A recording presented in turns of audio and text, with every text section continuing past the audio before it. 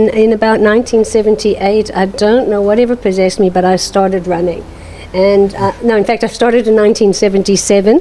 And in those days, there weren't very many women that were running, so I did all my running with men.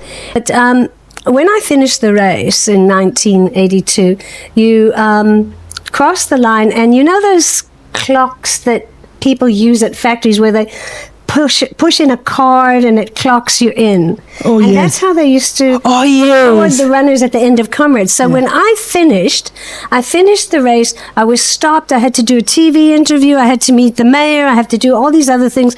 And only then did I get to put my card in the club. When you think about it now, it was so unhygienic. and I never thought that. When I started running, I mean, it was pre-AIDS. It was long pre-COVID. And, you know, you used to get a sponge. They'd give you one at the start, and you'd get a sponge. And if it was a really long race, they'd give you a second sponge sort of at halfway. Oh. But otherwise, you were supposed to carry your own sponge, and you stick it in this trough of water as you went past each. And then, so every runner was sharing all their germs, all their deep. The other thing that really struck me during my tenure as chairman was when Comrades turned 100 years. Yes. And, so we had already planned that we were going to accept 34,000 entries. I remember, Comrades. And the reason we were going to go for 34,000 was because there were 34 runners in the first race in 1921. Oh. And so we thought that would just be like coming full circle from 34 to 34,000. Yeah. And that's what we had intended. And so it was really disappointing. But we still, even though it was...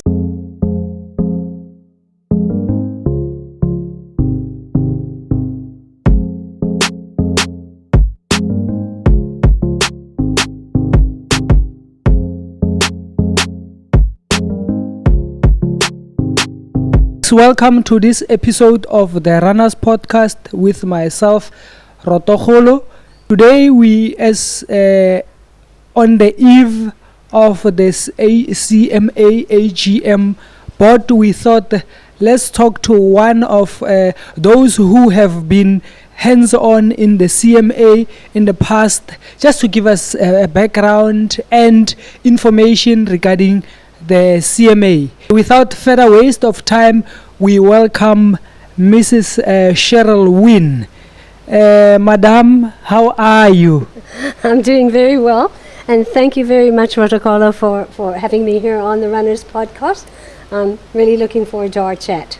It's an honor talking to someone who's got tons of experience or of exposure to the CMA. Well, it's really one of my very first loves. I've been involved with the Comrades Marathon. I ran my first one in 1978. That gives you some sort of idea how long I've been involved. Yeah. And it's a love affair, you know, it really is. We thought before we go further, I would like to express my heartfelt gratitude for welcoming us into your lovely warm home, and also just allowing us time to have a chat with you.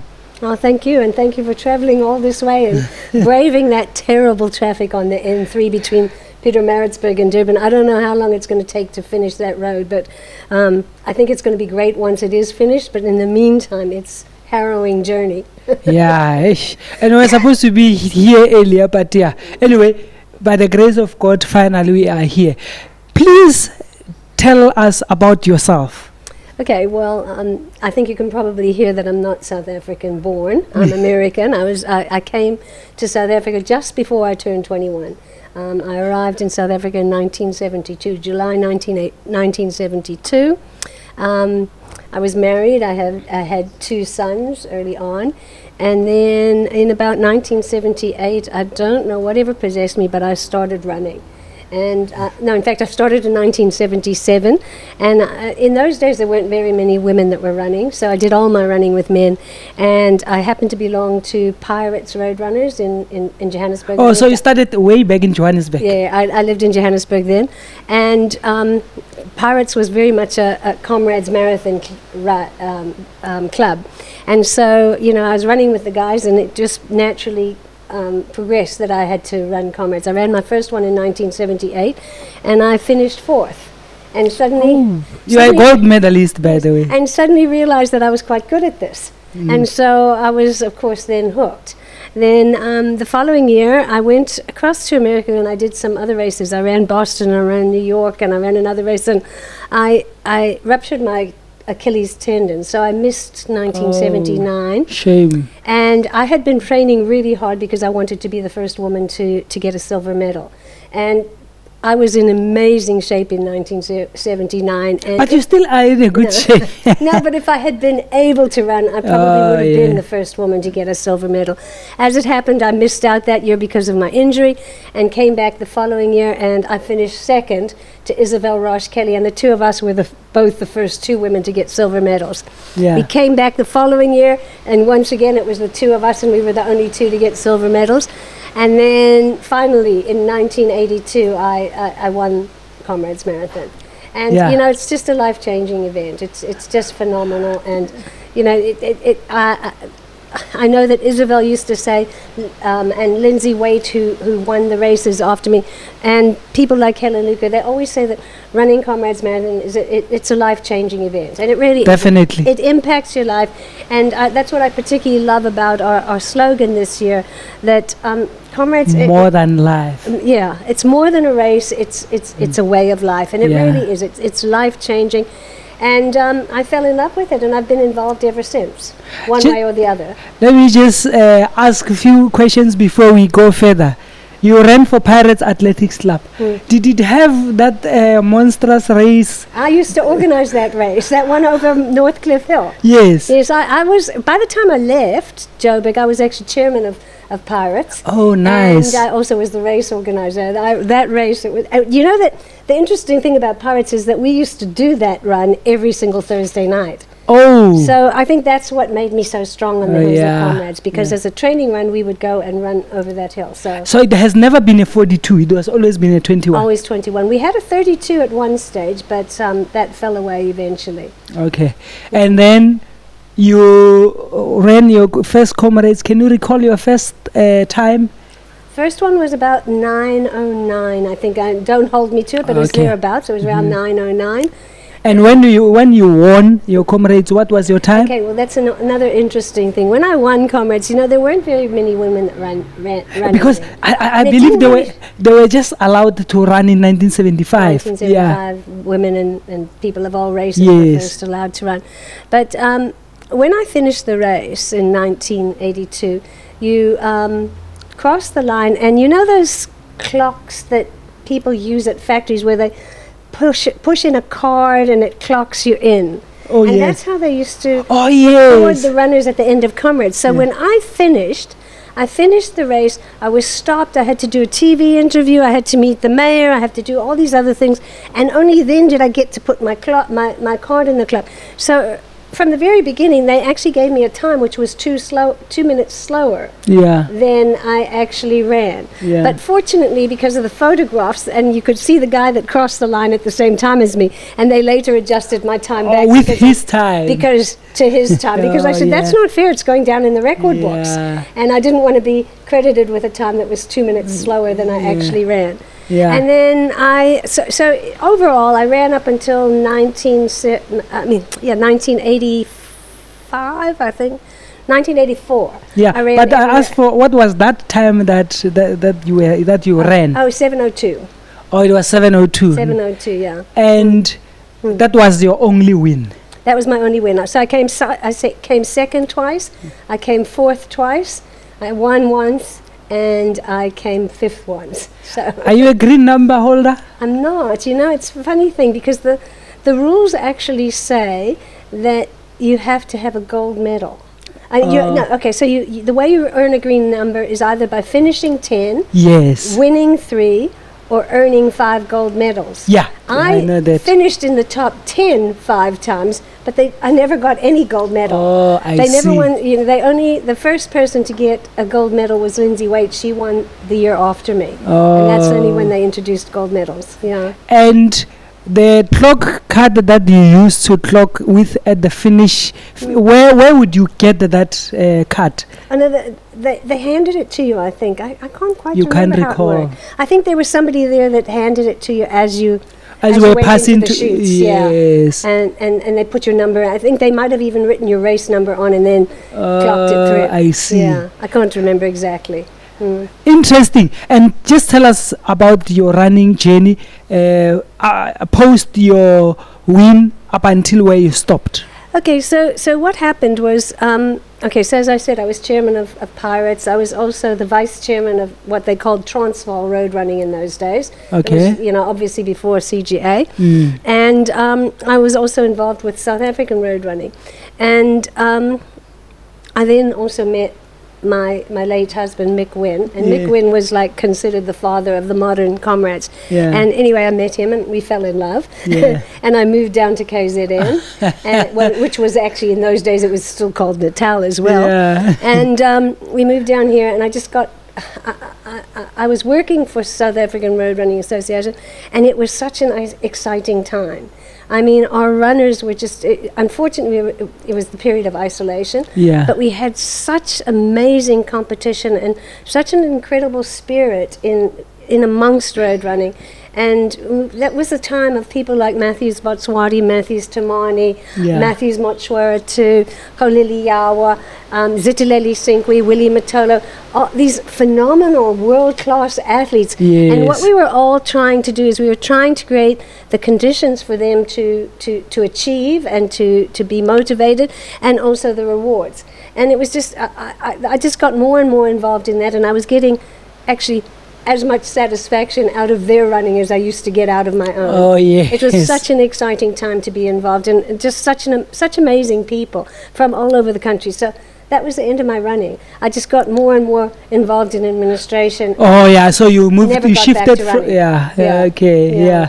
And how did you then, okay, before we get to how you got involved with, when you got to Durban, what are some of your fond memories of running in the 70s and the 80s? Well, there used to be a race called the Milo Corky, and it was a really tough race. It was like basically the opposite of I think it's called the city to city now. Yeah. Yeah. So the city to city goes from Joburg to Pretoria, but from Pretoria to Joburg. Yeah. Yeah. It goes from Pretoria to Joburg. The Milo Corky, but it takes a really, really difficult route. And I don't know, it was just the challenge. It was the challenge and the camaraderie and the people you met, and you met people that you otherwise would not meet, and it was across the spectrum. And Pirates in those days had a little bit of a loose connection with Orlando Pirates. And oh, really? It was very loose. Because I was asking myself, are these two related? They did or those days. Or are they related, or is just a coincidence that there's a Pirates running club and there's a Pirates football club? Well, I think it was actually, I don't think it was ever a formal relationship, but there was like some sort of thing that went on, because I got involved. There was a guy named Richard Lagwali, and he was the old... he used to be the stadium manager. Yeah. And I used to go there every Sunday and do these little running clinics. And, that was something that people were not doing in the 70s. Yeah. I see. White people like me were not doing. And I just always felt so privileged, because I was getting exposed and I was getting to experience things that most South Africans didn't. And it was just, I loved it. I just loved it. And your administration role started in Johannesburg. Yeah. So you came to KZN with being an administrator in athletics, basically. Yeah, I was at that stage. I was the secretary of South African Road Running, and I was employed by the old SAAU, which was the forerunner of Athletics South Africa. Oh. So I was actually a full-time job working for SAAU. So that's when I moved here. I was already involved. And then just from the very beginning, I just helped out at Comrades. I joined Comrades. Funny enough, I joined Comrades in 1983, And, you know, we've just had this whole controversy about whether or not people could join from outside KZN. Oh, yeah. Well, I have been a member since 1983, in 1983 I was a licensed runner of the old Transvaal. I was a vice chairman of Pirates. So, I mean, that's how far back it's gone. It's been a tradition that, you know, you can join the Comrades Marathon Association wherever you live, you know, so. And then as you came to KZN, you were now part of CMA. Yeah. Mm. And when did you actually join? Is it in 1983? I joined in 1983, but I still lived in Joburg then. Yes. And then I moved here in 1984, still very much involved with South African road running, but I used to help out. I didn't have a particular portfolio or anything. I think it was probably only at about the later 1980s, I'd say, I can't say an exact date, but I'd say 88, 89 that I started helping out with the media and communications. Okay. At that point in time, there was only one full-time employee at Comrades, so it wasn't a paid position. Oh. I used to be responsible for the media and communications. So you were that full-time employee of Comrades? No, I was a full-time employee of athletics, SAAU. Yeah. But I also did. What is SAAU? It used to stand for the South African Amateur Athletic Union. Oh, and nice one. The interesting thing is that around the same time that unification of sport took place in South Africa, that was also, it just happened to coincide with the same time that World Athletics dropped the word amateur. Oh. Yeah. It just so happened that it all happened at the same time. Before that, Okay. SAAU actually was South African Amateur Athletic Association. Okay, so that is what we can say it's Athletics South Africa at the moment. Yes, yes. Mm. And how did you then manage your role in Athletics South Africa when you relocated to KZN? Well, the thing about it, because it's a national thing, I used to go up to Joburg probably once a week or so, and, you know, be in the office once a week. But, you know, even then, I was working remotely. We didn't have all these, like, modern things. Fancy technologies. We had a fax machine that went very slowly. Do you remember that old advert where the guy was doing the fax machine in some sort of, I don't know, some sort of African country where there's like a war going on and stuff? That's what we were like. We were using fax machines and telephones and stamps on letters and things like that. But I was working remotely. No. Okay, but how was organizing of like be it your Pirates race, your CMA Comrades in those days compared to how we organize now? Because you've seen it grow and transition, but how can you? Is there anything that you can tell us about? Maybe contrast what used to happen in those days that is no longer happening, or well, we didn't have all the electronic timing. We didn't have things like the transponders. You remember a few years ago we were using championships. Yeah, I still have my championship. Yeah, and they were tied onto your sheets. Now there's a little transponder that's on the back of the race number. I mean, we didn't. We had. We used to use bank bags. Did you ever run a race that had bank bags? No. Okay, so what used to happen is you'd get a little, you know those little plastic bank bags that they put coins in? Yes. Okay, so that was the main way that we kept track of runners. You would get to a race and you would get a little label, and on there you would fill in your name, your club, your, I don't know what, your age, your details, your details. It was just a little thing, and you'd stick that into the bank bag and then seal it so it would stay dry if you got wet. Oh, yes. And then you'd pin it onto your clothing, and then when you got to the finish, there was a guy literally timing, and he would time 1, 2, 3, and they would put the times down next to it. Oh, they would take out the labels. labels. Marry it together, and they would put that little label onto those sheets. And we even had it worked out to. Sorry. It was just so perfect. We had it worked out to such a good system that exactly how much space and how many you could fit on one sheet. But it was very manual in those days. Yeah. And, you know, we saw it evolve, and then eventually came along a thing called the Seiko timer. I don't know if runners, at club level they're still using Seiko timers, but it was a sort of a machine where you would have 3 different timekeepers, and they would all press the button, and then that Seiko timer would take the average of those three, because you should actually have three. When they cross the line, Yeah. they would press. Yes, they would press, and the machine would decide what the average was. Yeah. So that was the next bit of technology that came along. And so that's one thing that's really changed. The Yeah. other thing that changed a lot was we used to have sponges. I don't know if you've ever ran a race that had sponges. At the water points. Yes, at the water points. I've heard of. I haven't, but I've heard of that. Yeah. I mean, when you think about it now, it was so unhygienic, and I never thought that. When I started running, I mean, it was pre-AIDS. It was long pre-COVID. Yeah. And, we used to get a sponge. They'd give you one at the start, and you'd get a sponge. And if it was a really long race, they'd give you a second sponge sort of at halfway. Oh. But otherwise, you were supposed to carry your own sponge, and you stick it in this trough of water as you went past each. And then, so every runner was sharing all their germs, all their DP. As you were dipping, everyone was dipping in one. Everyone was dipping into it. And when you think about it now, I don't know how we all survived, but we did. And, now obviously we and everything. The other thing is everything used to be in Coke cups. You know those those paper cups that have sort of wax on the outside? Yeah. That's what we used to use for drinks. Okay. Yeah, and they used to, if it got too late in the day, they used to start to collapse and things like that. But so would you share a cup? No, you wouldn't. No, but that's how you got. That's what you got at refreshment station. Okay. It was long before we had the water sachets and the energy drink sachets and things like that. So there's been a lot of changes in, just in the logistics. And then obviously there's also, just as things improve, standards improve and expectations improve.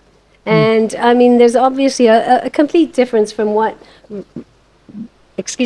runners expect from a race like Comrades Marathon than what they expect at the average weekend race. They expect all the razzmatazz, the fireworks at the start, the goodie bags, the expo, and everything else that goes with it, and that's what really sets it apart from everything else. Yeah. Apart from the fact that the Comrades Marathon has so much history. Yeah. Yeah. No, it's got a lot of history that I think it will take a lot of time to document the whole of it. Yeah. Yeah. And then, do you still have your old medals? Do you know, I don't. They got stolen. Oh, shame. And I can actually go and buy more from Comrades, and I probably will one day. I mean, they replace them at cost. Yeah. But the thing is, it wouldn't be my medals. And in my day, you actually got real silver medals. Oh. They weren't. Now they're plated. Yeah. But in those days, they were actually silver medals. Yeah. And they were stolen. We had a break-in once at one of my old houses. Yeah. Somebody obviously thought they were valuable. Some of them, they weren't really valuable. They were valuable to me. Yeah, sentimental value. Yeah. And you still have all the old Comrades memorabilia, be it your T-shirts, your caps. I don't, and I'm so sorry, because I meet runners all the time that have everything that they have their race numbers from every single Yes, I Comrades. know. And you see those guys. You see those guys that wear the tracksuits that have all those badges from. I don't know why I never did that, and it's too late now. It's gone. Yeah, I think you never thought. I've got it in here. Yeah. I've got it in my heart, and I've got it up here. So, Okay, let's fast forward now. You became the member of CMA. Where did you actually start? Which role, or what did you start as a volunteer? How did you start, and how has your journey progressed from where you started up until when you actually left the roles? Well, okay, so right from the very beginning, I always assisted. We used to have work parties where, we used to actually literally pack the goodie bags ourselves. We used to pack the runners' envelopes with their race numbers and things like that. So I obviously helped all the time with those kind of things. My first, serious responsibility was when I took on the media and communications. And it was mainly just to deal with the media during the 3 days of Expo and on race day. But then we grew it to the point where we were sending out regular media releases, and we literally sent them by fax machine. One. Would you send it to clubs? No, the media, they went to media journalists that were were registered with us. Okay. So that was, and then I also used to look after the VIPs on race day, which was obviously the sponsors, guests, and the mayors, and those kind of people that from, the the other stakeholders. So I did that as well for a long time. And then I eventually ended up on the board. I was on the CMA board from about, I think it was 2012, right up until 2022. 10 years, a good 10 years. 11 actually, 2012 to 22 inclusive. Yeah. So it was 11 years that I was actually on the board. I served as vice chairman for 5 years, and then I served as chairman for 4 years. My last 2 years were the 2 COVID years. They were really tough. What role did you assume back then when during the COVID? I was the chairman then. You were the chairman, And it was a really tough time because we had to take some very, very difficult decisions. And we also had to defend those decisions because people didn't understand. The first year, I didn't understand them either. We actually couldn't afford to refund the entry fees because we only cancelled the race in May, and it was supposed to have been in June. By May, we had spent most of the money. Oh, it wasn't in our bank account anymore. Because I was one of those who say, they must refund our it was 600 if I'm not mistaken. It was 600. Then, and we felt terrible about it. But we had the goodie bags, we had the T-shirts, and that was the best we could do, was to give them that. And then I think we also gave them a discount the following year or something if they had entered. I think I can't remember. I think the following year we did a virtual again. Yes. Remember 20? Yes, that was the intention, is that we were going to give them a discount the following year, and then once again we had to cancel. No, it was a really, really tough time. Mm-hmm. But we had a really united board. And in general, there were times when I spent like maybe 8 hours a day talking to journalists because people wanted to know why we're not giving that money back. Yeah. But the thing that I found is that if you spoke to people and you explained to them exactly the position we were in, and our choice was either to deplete our reserves completely so that there wouldn't be a race next year, or hold on to that money and do the best we could. And once we explained it, I think we got 90% of support. Okay, let's just go back a little bit. You started as a volunteer, if I understand you well, and then your next role was... well, I was on the board. You were on the board. Just as a board member. Okay, what did you do as a board member? Yeah, it's decision making. It's basically, they meet once a year, and, they were... very much make decisions that affect the race, and obviously the board is voluntary. There's no remuneration to the board, but the board oversees the staff. So there's always been either a race and operations manager, we call it that now, but previously we had a race director and a general manager. So they are full-time employees, and at one stage, I think during the first year of COVID in 2020, I think we were up to having 18 employees, full-time employees at Comrades. And of course, we couldn't afford to keep that going indefinitely. So, and especially when we went into the second year, then we realized that we were going to have to do a whole restructuring exercise. And unfortunately, some people had to go.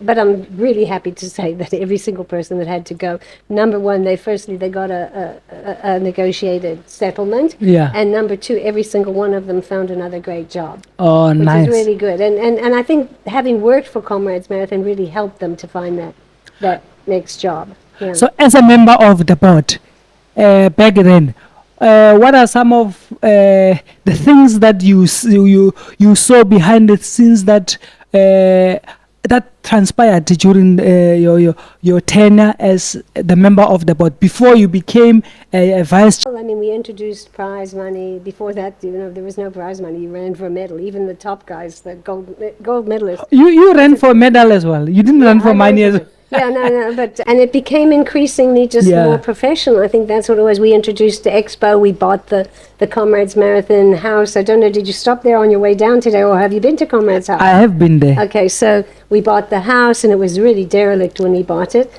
Yeah. And we sort of restored the house and established our offices, and just every year there's just these little innovations to keep making it better. Yeah. We eventually appointed international ambassadors. I think, I don't even know how many we have now. Last count, it was around 22.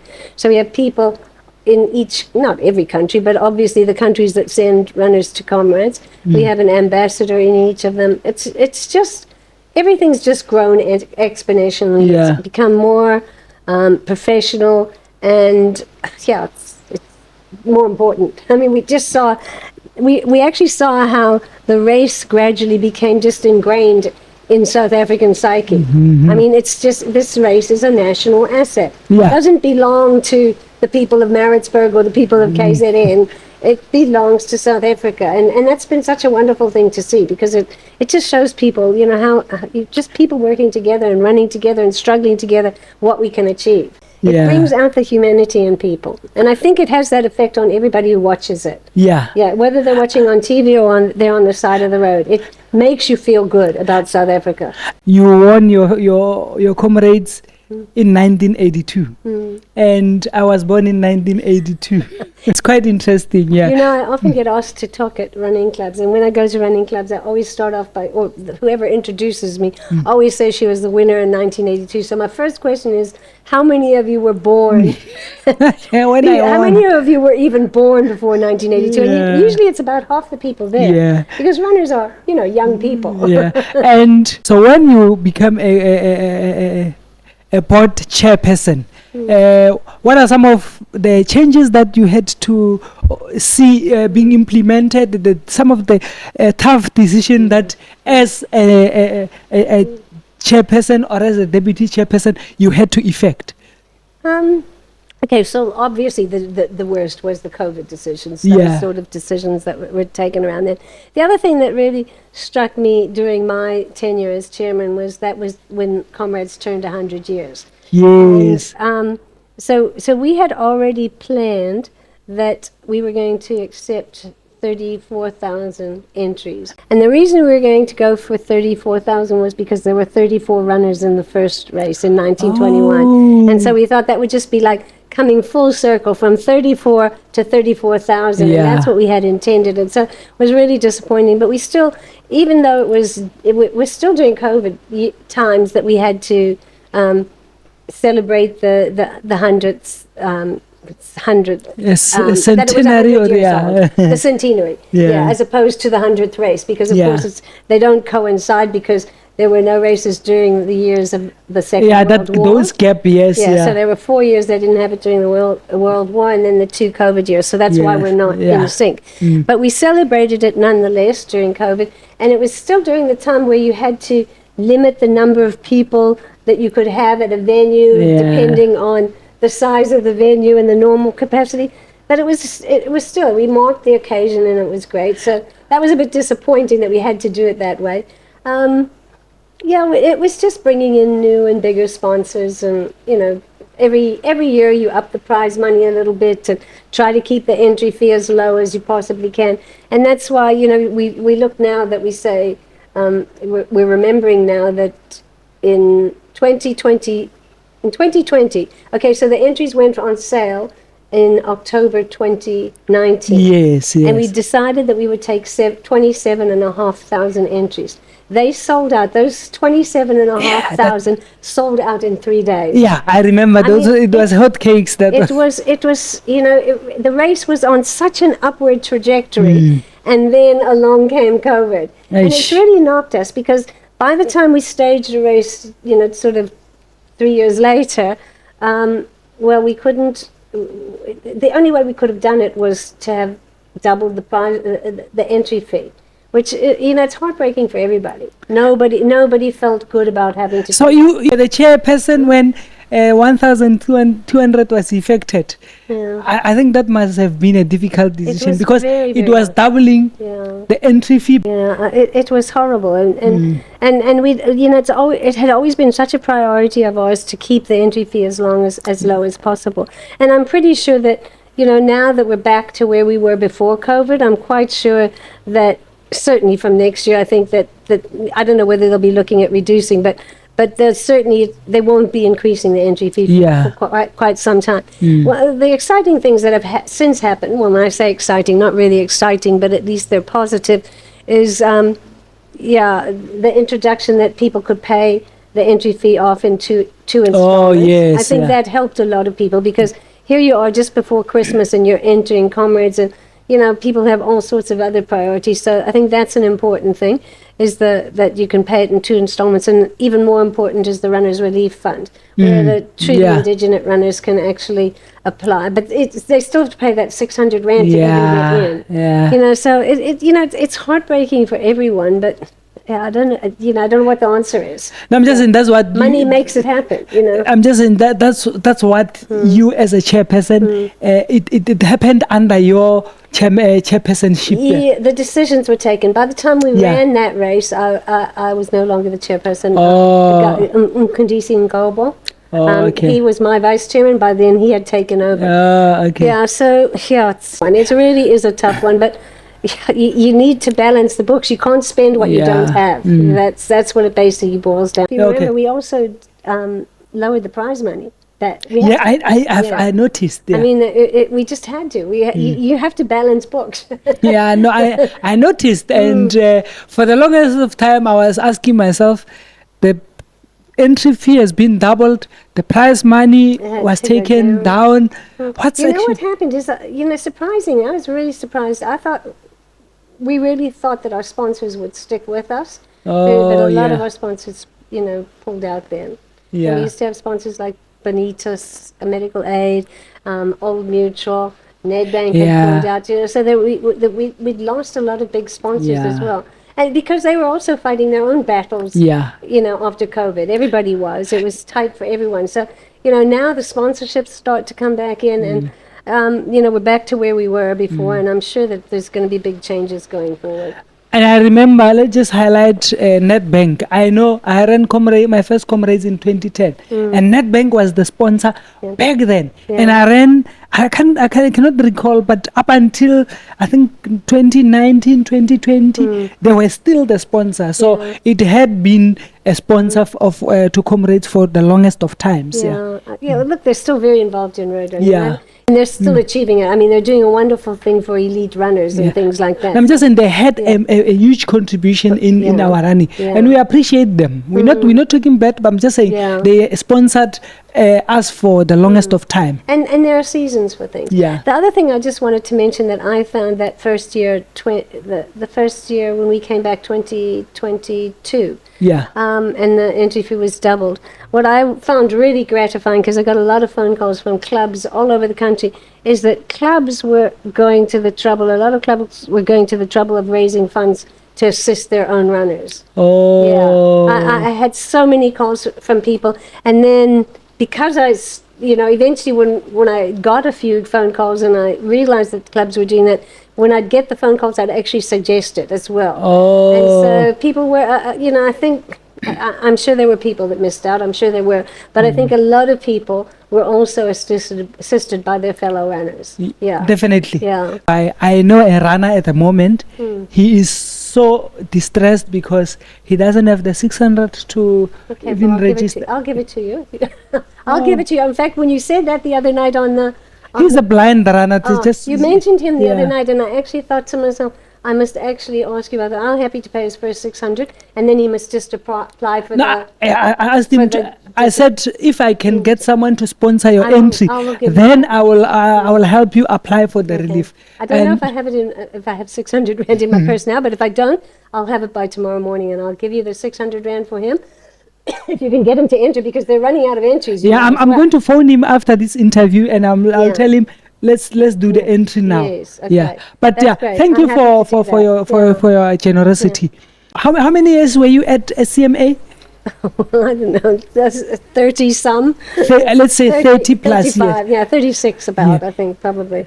Some of your highlights and lowlights as a CMA member. You know what? There obviously are lowlights. There must have been. It was really tough during COVID and stuff like that. But you know what? You remember the good things. You don't remember the bad. I just, Bruce Fordyce was a really good friend of mine. When I lived in Joburg, we used to run the Pirates time trial every Tuesday. Bruce used to run. And then after that, we used to go out for supper, a whole group of us together every single Tuesday night. So Bruce and I are really good old friends. It's the people I've met, really. And, some of our international ambassadors, the guy Mark Bloomfield from Washington, and of course, because I'm American as well, we've sort of got together. It's sort of the people, and it's just seeing these incredible achievements. I was actually in the old days, we used to actually allow combis, a few combis, the VIP combis on the route, which was our like top sponsors. We used to take them along the route so that they could see the race.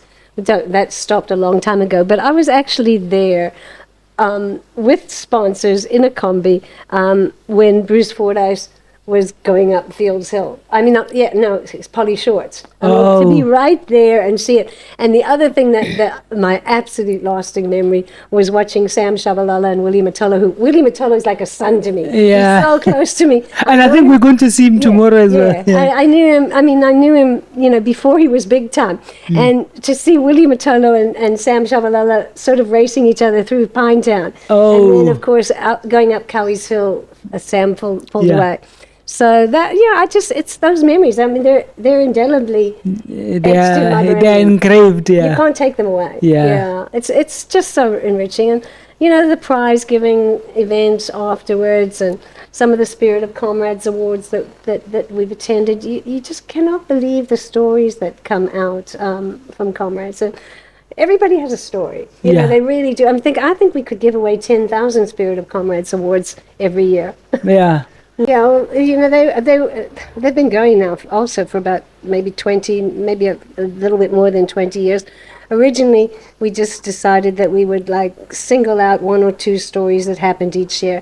And at that stage, we didn't have we didn't have a sponsor. We awarded a platinum medal because we had gold, silver, bronze, and we decided we wanted to give something that was different. So the first few years that we did it, it was called a platinum medal.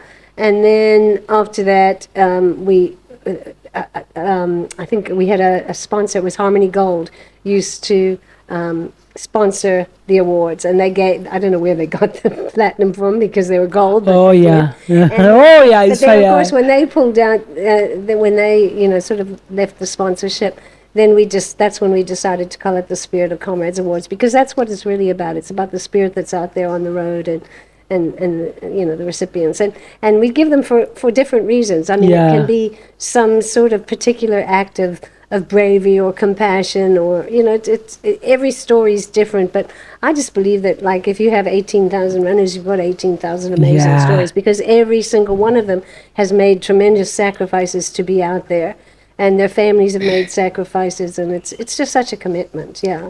And as a chairman or chairperson of such a big or a mammoth race like Comrades, building up to Comrades and just after Comrades, what gave you sleepless nights? There's always a list that is this long. Things you gotta, the years when I was chairman, I think I got 2 or 3 hours of sleep a night for the last 2 months. And somehow you just keep going because you're so excited and there's so much adrenaline and then it's a big crash afterwards. Yeah. Every single year after Comrades, I would get very sick, and I see it even now with other with the people that are intimately involved. I saw it with Anne this year. I see it with Delane. Delane gets sick every single year after Comrades because shame. It's just these endless hours and the intensity of it all. And then all of a sudden it's over. But it's the other thing about Comrades is, you've got these lists and all these portfolios and media people that want a piece of you, and sponsors need this and runners need that, and you're just dealing with everyone just wants a piece of you all the time. And then it reaches a point where, maybe 3 or 4 days before the race, you say to yourself, you know what? It doesn't matter anymore, because no matter what happens, whether we get this done or we don't get this done, there are going to be 18,000 runners standing in front of the Maritzburg City Hall on the 16th or 15th or whenever it is, and they are going to run to Durban, no matter what happens. And it does. Eventually it just reaches a life of its own, and you just have to go with the flow. But I must say that when I worked for Athletics South Africa, I was the race manager of the Nedbank series, which was quite a few years ago. So I think it was around 2015, 16, 17. Yeah. And there was about 4 or 5 marathons around the country, and then a whole lot of other shorter races as well. It was the Nedbank series of road running. And the most exciting thing that I ever did was organize the Soweto Marathon. Oh, you've been there before. So much more tense than Comrades.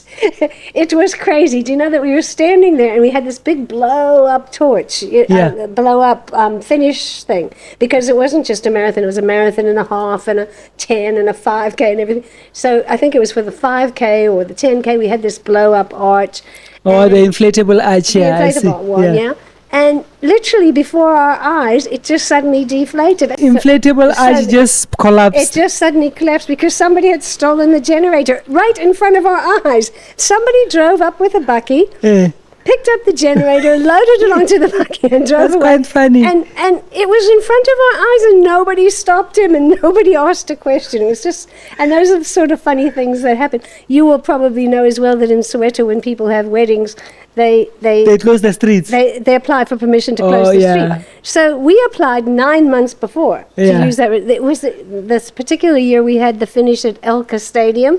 Oh, I know Elka Stadium. Okay, I think Elka Cricket Stadium. It was the only time we ever had it at Elka. So anyway, it was at Elka.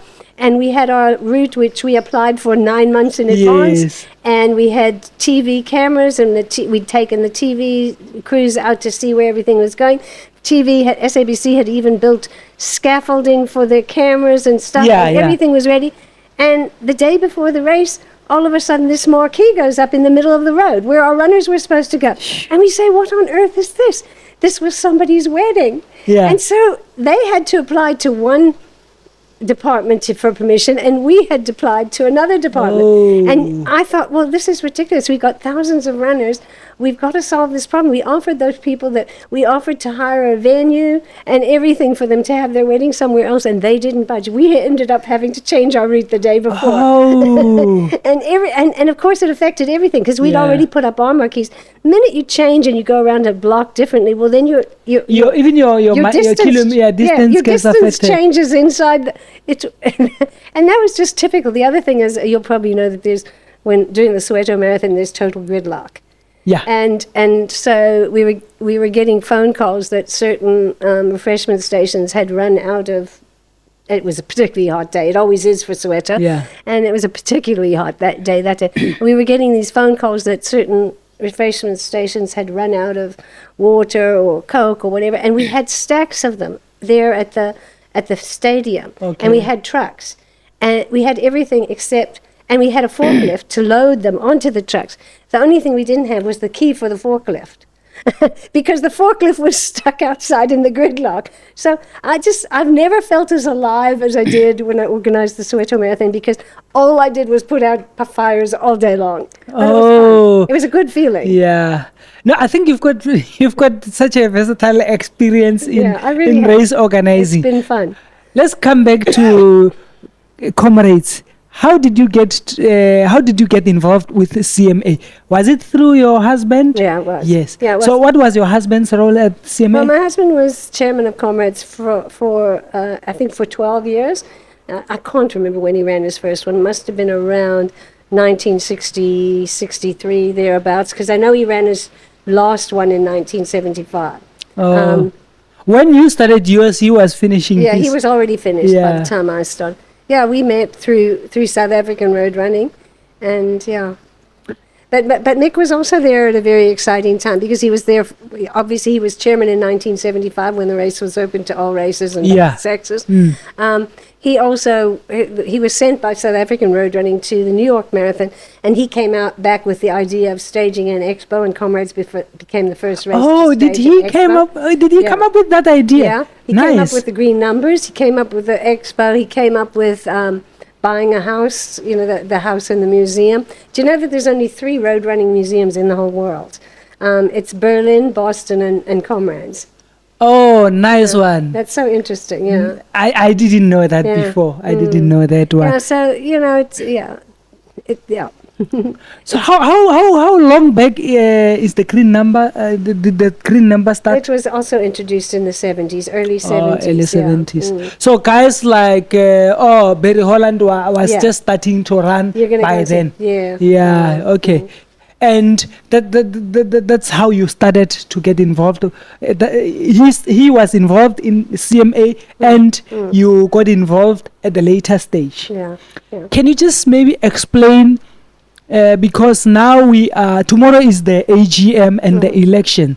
So how many board members does Comrades have? Okay, so just to explain the structure a bit. So the Comrades Marathon Association Board consists of 9 elected members. Yes. And then there's also a representative from KwaZulu-Natal Athletics, and there's a representative from Athletics South Africa. Are those part of the board? They are part of the board, but they're not elected. KZNA sends always their president. They recommended their candidate. And ASA used to send a representative. ASA is entitled to send a representative, but doesn't. So it's basically a board consisting of 9 elected members plus KZNA at the moment.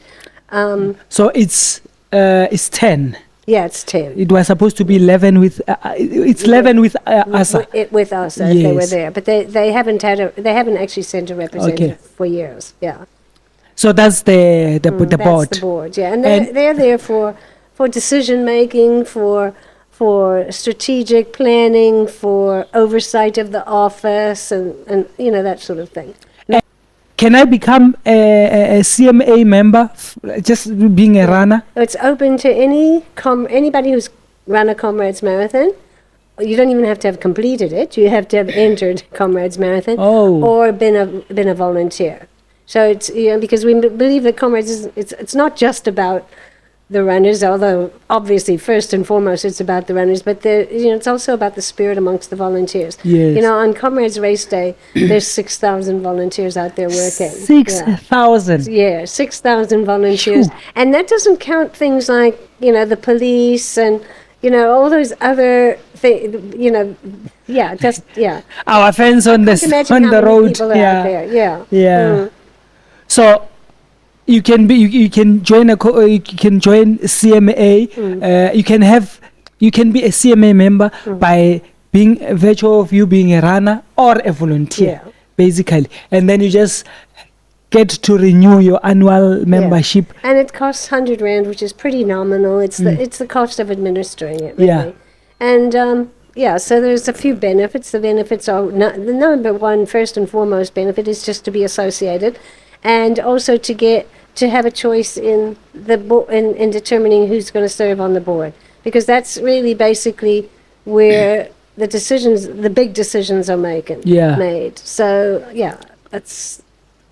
So just recently, I think there was an AGM in August, and it was I think it was after there was a media outcry, or there was something that was that came from media, and then suddenly there was we heard of a crisis in Comrades, and I think some of the things that were mentioned, you might have an idea of what transpired and so forth. Can you take us through that? Well, it was a special general meeting, and basically it was called about because over the last 2 years in particular, there have been a lot of things that have gone wrong at Comrades. There was the cut-off debacle where hundreds of runners were cut off. And I know someone close to me who was cut off. And it was really unfair. And, when you think of a person committing a whole year to this and the expense, and there were people, it includes people that,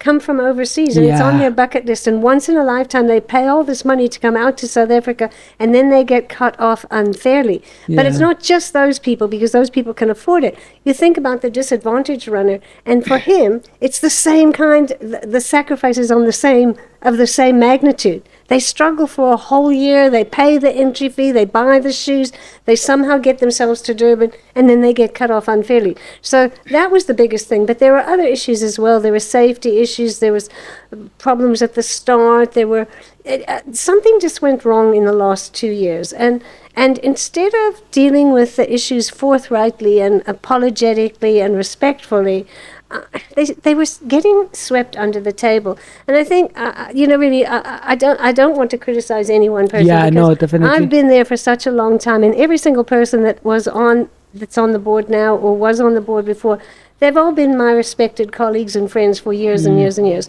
But they made mistakes. Yeah. And I think any of us can be in a place for too long. Yeah. And it was time for me to go at the end of 2022. It's probably time for some other people to move on and allow younger, fresher, more vibrant people with bigger ideas to take over. And I think so from that point of view, I think it's been a positive thing.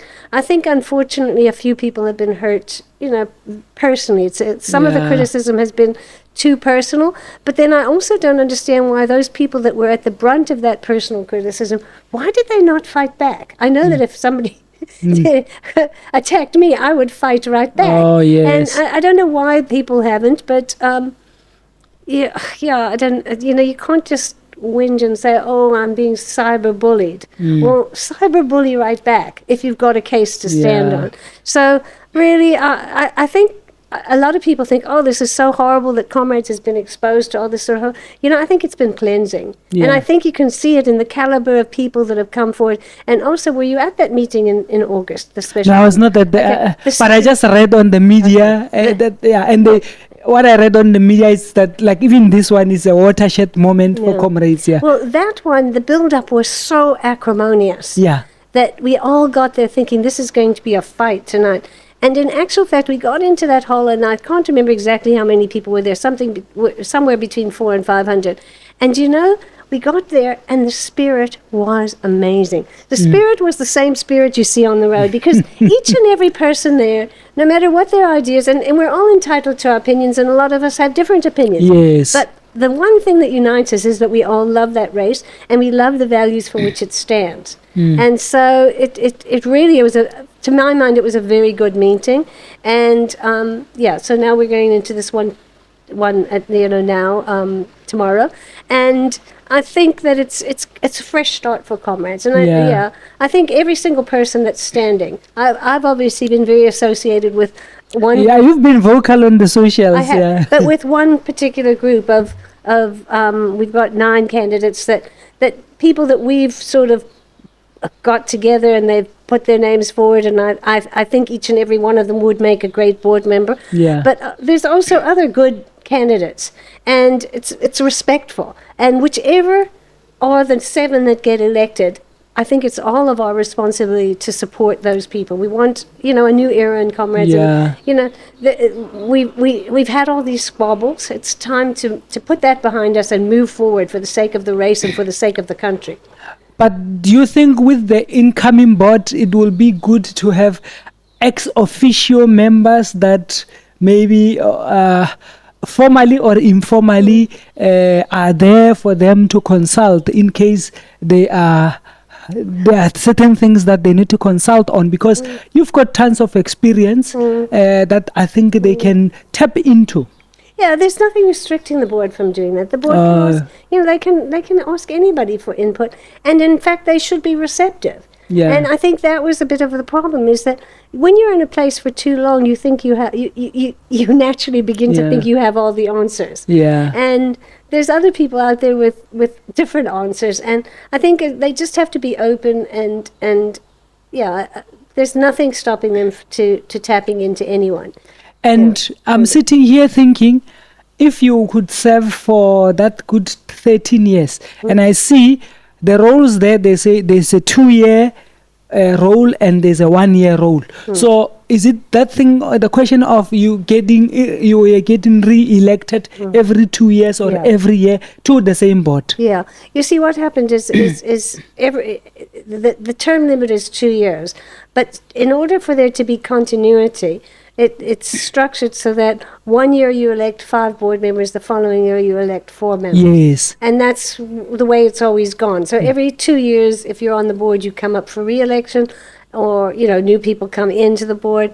But what happened is there were so many resignations that we ended up with in a situation where now there's 7. And that's why they had to make a decision. To get it back to that staggered 5 and 4, they took the decision that the 2 with the least number of votes will be the ones to come up for election again next year. And that's fair. I think, It's not actually written into the Constitution. They've had to actually find a solution to get us back in line with the Constitution. I don't think the Constitution ever foresaw so many people resigning at one time. And the fact that it happened, it just goes to show that there was a lot of unhappiness on that board. I'm close enough to know that there were like two distinct factions. And because there were two distinct factions, it's sort of like the ANC government was. Yeah. You know, when you've got factionalism, you don't go forward. Yeah. You know, you paralyze yourself, and that's actually what it was beginning to happen with the Comrades Marathon Board. Is there was these two distinct factions, and everyone either trying to get one up on the other, or to appease the other, and so there was no decision making. It was just it was in limbo, and I think it's really going to be a good cleansing thing, a fresh new start. And interestingly enough, with the August AGM, I had people they spend their last penny to fly to attend that AGM. And yet I've heard again that there were years whereby the AGMs, there was no show. Do you know that according to the Constitution, I think it's supposed to be, I can't remember whether it's 25 or 30% is supposed to be a quorum, or 30. So you can actually have a Comrades special general meeting in terms of the Constitution with no more than 30 people. Do you know, I've been there when there have only been 25 people, and we've had to phone people around and say, please will you come so we can have a quorum. Yeah. So, the interest was low then. And now I think what happened is because of the things that went wrong and all the controversies and all the social media exposure and everything, which some people think is bad. I think it's healthy. I think the more transparency and the more accountability, the better. But because of that, now there's such a high level of interest. Yeah. And I think it's really good. And also I think some of the caliber of the people that have made themselves available that never thought about it before. Yeah. We didn't know Brenda we didn't even know she existed. Yeah. Willie Matola, we've known him forever. We never thought about Willie Matola being on the board before. Yeah. And I actually found him and I said, Willie, we need you. Yeah. And because one of the things that we feel in our group, that what we call the Comrades Collective, one of the things that we feel has been missing at Comrades, and we saw it with Anne there this last year, is that the interests of the elite runners. And she made it so much better for them this year because she understood the needs of an elite runner. Oh, because she's an elite runner herself. Yeah. And to us, it really highlighted us that it's really important to listen to them and understand. And Willie, he's not competitive anymore, so it's not going to detract from his own running, but he has all that knowledge. Plus, he has, he came from a very humble beginning, did Willie. I mean, I've been to his homestead up near Underberg, and he had a very humble beginning. He used to run to school 15, 16 kilometers every morning, home 15, 16. And so Willie has, to me, he's unique in that he can represent the interests of the elite runner, the rural runner, the disadvantaged runner, and he's got and the development runner, because he's got his own academy and he's working with them. I think I can just add by saying even Brenda. Brenda is a back runner. She knows the needs of the back runners, and I think even the women, because one other thing that I think I had it was raised is that with the qualifying time having been taken down to 450, and it's not accommodating of the women because women are slower than men. So I think she will talk to such issues if she gets elected to the board. I was just throwing my 2 cents worth there. I think she's a very popular candidate. In fact, I would actually hedge my bets and say that the 2 most popular candidates are going to be Willie and Brenda. I really do believe that. From the feedback I'm getting, because Brenda's made she's known all over the country, but I only got to meet her in the last year.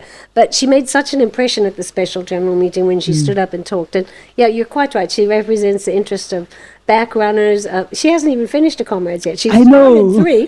But that's not a problem because it just shows that she understands how hard it is, you know? Yeah, and she's a passionate runner. The fact that like sort of 18,000 people can do it sort of makes it almost sound easy, but it's not. Anybody who's done it knows that it's not. No, it's not. Yeah. And what you've touched on the issue of saying you used to call some of the CMA. What do you call them? Not the board members. Oh, the race organizing committee. No.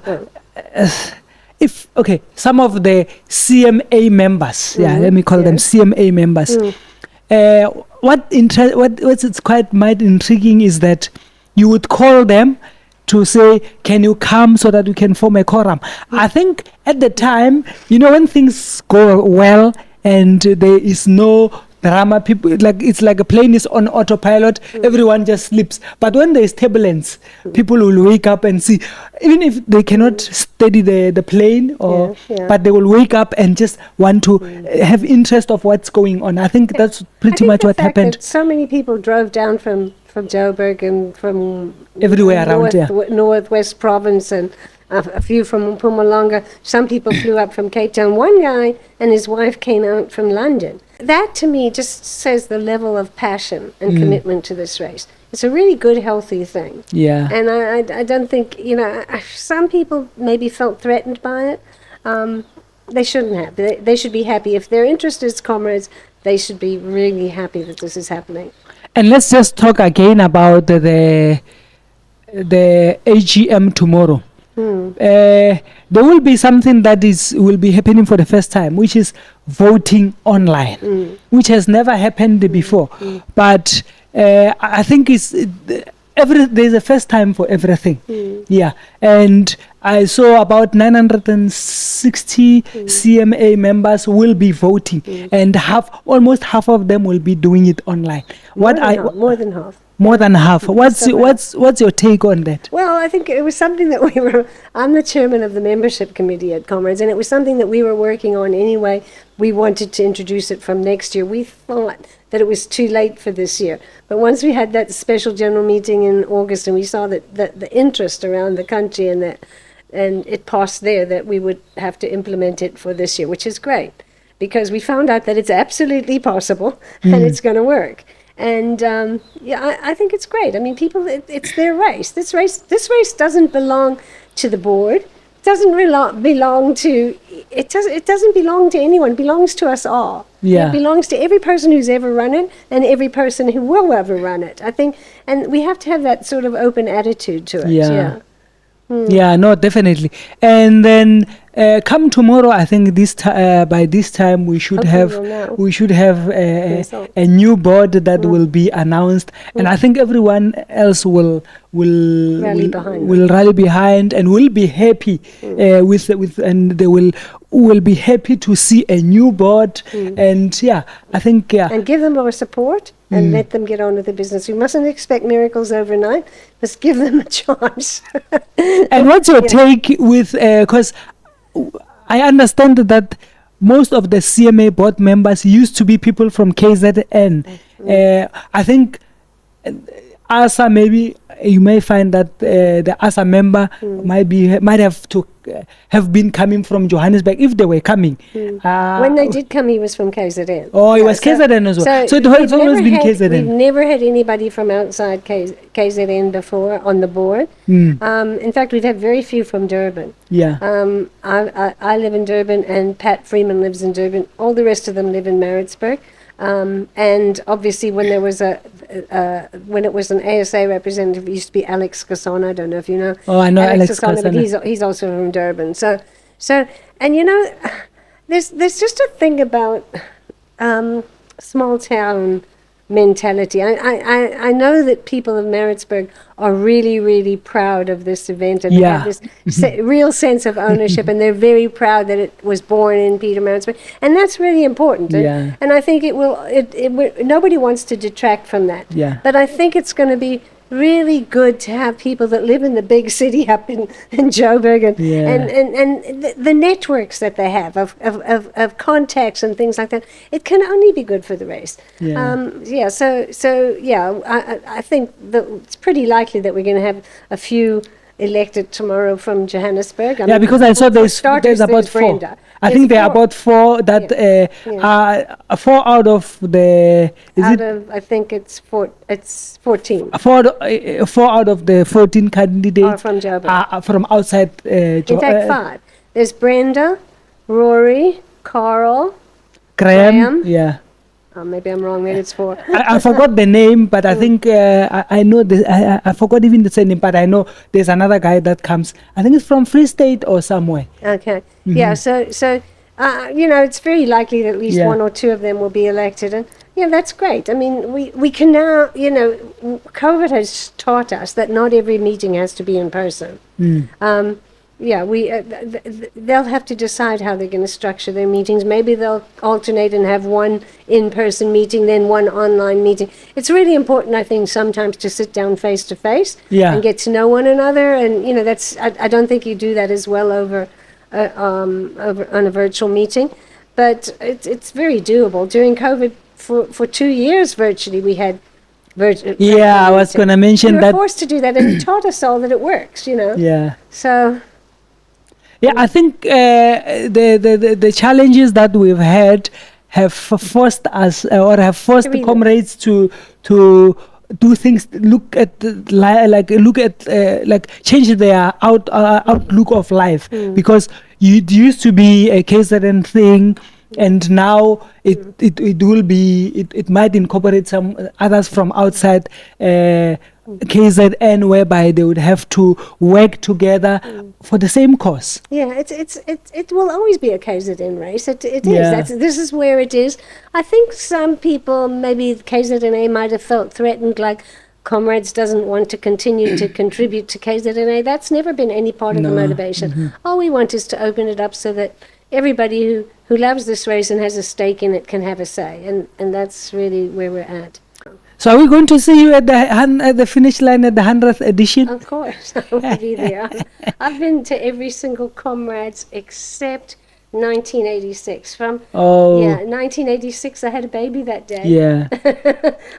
On the day of the race? On the day of the race. My son was born on the day of Comrades. What is his name then? His name's Simon. No, his name is Comrades.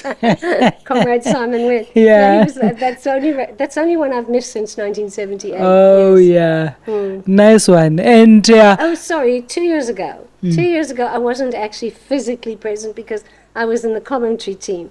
And so I was at a studio in Hyde Park, and were you with Bruce Fordyce there? Because I know Bruce was down here. Okay. I was there with Helen Luker and Leanne. I don't know what Leanne's surname is, but we were actually commentated on the women's race from a studio in Hyde Park. Yeah. So. Thank you for giving us your time, and that's what happens with Comrades runners. Yeah, you get 2 people together and you start talking about this wonderful thing called the Big C, or the ultimate human race, and the conversation just flows. Thank you for coming. And thank you for your time, madam. And thank you. We love what we do, and we do what we love. We will see you in the next episode. Sharp.